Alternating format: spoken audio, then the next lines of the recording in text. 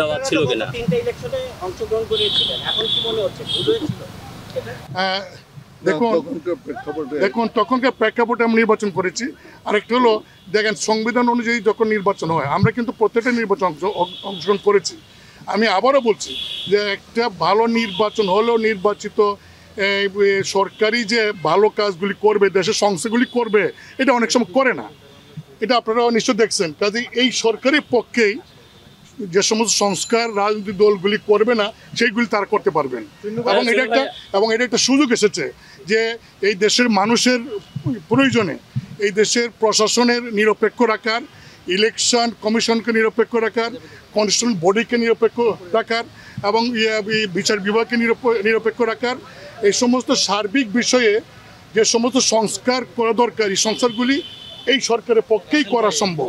আচ্ছা, আপনারা পরপর 3টা নির্বাচনে অংশগ্রহণ করেছেন আওয়ামী লীগ সরকারের নেতৃত্বে।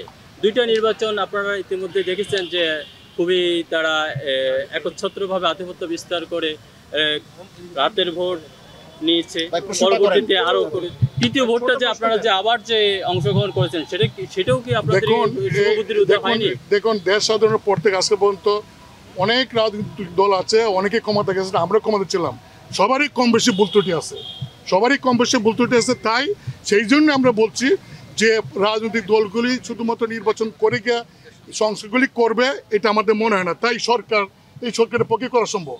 আমাদের অনেক ভুল ত্রুটি আছে, সেই ভুল ত্রুটি যদি ইচ্ছা করলে করতে না পারি, সেই জন্য তো সংস্কারগুলি প্রয়োজন। এই সরকারকে জাতীয় পার্টি কতটুকু সময় দিতে চায়?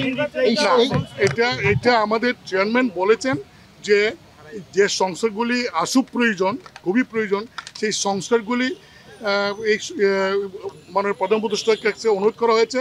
তিনি তার উপদেষ্টা পরিষদ তাদের প্রতি আমাদের আস্থা আছে, দেশবাসীর আস্থা আছে।